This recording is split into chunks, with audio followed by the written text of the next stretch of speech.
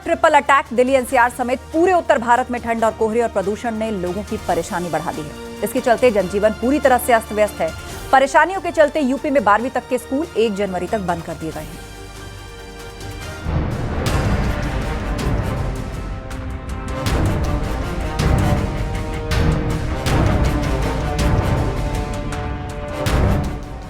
ठंड और कोहरे ने बढ़ाई परेशानी, गाड़ियों की रफ्तार पर लगा ब्रेक।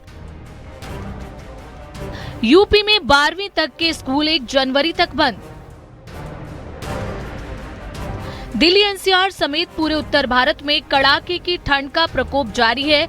इसके चलते जनजीवन पूरी तरह अस्त व्यस्त हो गया है और लोगों को भारी परेशानियों का सामना करना पड़ रहा है। दिल्ली एनसीआर इस समय मुश्किलों के ट्रिपल अटैक से जूझ रहा है। एक तरफ कड़ाके की ठंड, दूसरी ओर घना कोहरा और तीसरी तरफ गंभीर वायु प्रदूषण लोगों की मुश्किलें बढ़ा रहा है। दिल्ली एनसीआर के कुछ क्षेत्रों में AQI 500 के पार पहुंच गया है। ऐसे में लोगों के लिए सांस लेना तक मुश्किल हो गया है। दिल्ली एनसीआर समेत पूरे उत्तर भारत में कड़ाके की ठंड पड़ रही है और ऐसे में जो जनजीवन है वो पूरी तरीके से अस्त व्यस्त हो गया है। इस वक्त मैं अक्षरधाम मंदिर में मौजूद हूँ और मैं आपको यहाँ पर दिखाना चाहूंगी कि आप देखिए कि यहाँ से जो विजिबिलिटी है वो सिर्फ 50 मीटर की है, यानी कुछ भी दिखाई नहीं दे रहा है। और जो अक्षरधाम मंदिर है वो पूरी तरीके से धुंध और कोहरे में जो है वो छिप गया है। तो एक तरफ तो दिल्ली में जो है वो ठंड से लोग परेशान है, कोहरे से परेशान है, तो दूसरी तरफ जो है वो लोग प्रदूषण से भी परेशान हैं। दिल्ली एनसीआर समेत गाजियाबाद में कड़ाके की ठंड का असर साफ तौर पर देखने को मिल रहा है। सुबह के समय तापमान में भारी गिरावट दर्ज की गई और न्यूनतम तापमान 60 डिग्री सेल्सियस बना हुआ है।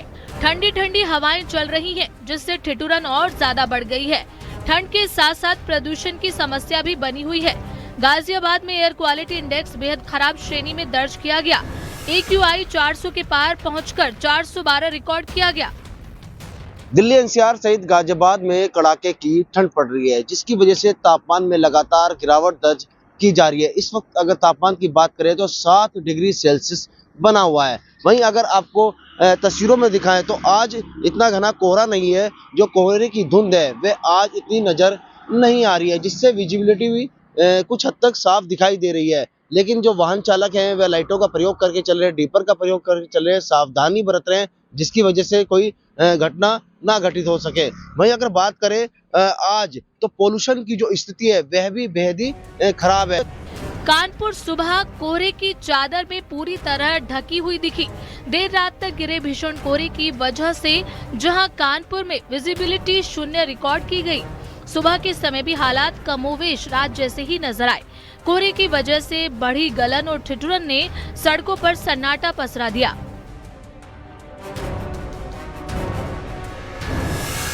आम दिनों में इस समय तक सड़कों पर भीड़ और चहल पे रहती थी। ये अति व्यस्त क्षेत्र है काका देव का और यहाँ देखिए कि लोग एक तो लाइट जला के चल रहे हैं और इसके अलावा ठंड की वजह से सन्नाटा पसरा है।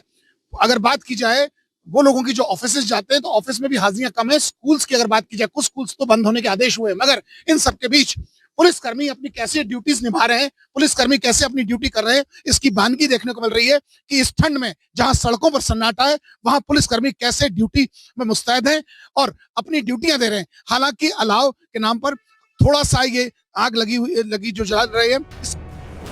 सहारनपुर में शीतलहर और कोहरे का दौर लगातार जारी है। सड़कों पर घना कोहरा छा गया, जिससे विजिबिलिटी काफी कम हो गई। कोहरे के कारण गाड़ी चलाने वालों को भारी परेशानियों का सामना करना पड़ रहा है। लगातार धुंध ने घेर लिया है, सड़कों पर चलना मुश्किल है, वाहन को बड़ी दिक्कत हो रही है और आने वाली जो ट्रेनें हैं उनको भी दिक्कत है। कहीं ना कहीं जो कॉलोनी में जो लोग हैं उनको भी ठंड का प्रकोप कितना है जानते हैं उनसे कि किस प्रकार से, और यहाँ जो जिस प्रकार से AQI है उसका लेवल भी काफ़ी ज़्यादा 300 के पार यहाँ पर दिखाई दे रहा है।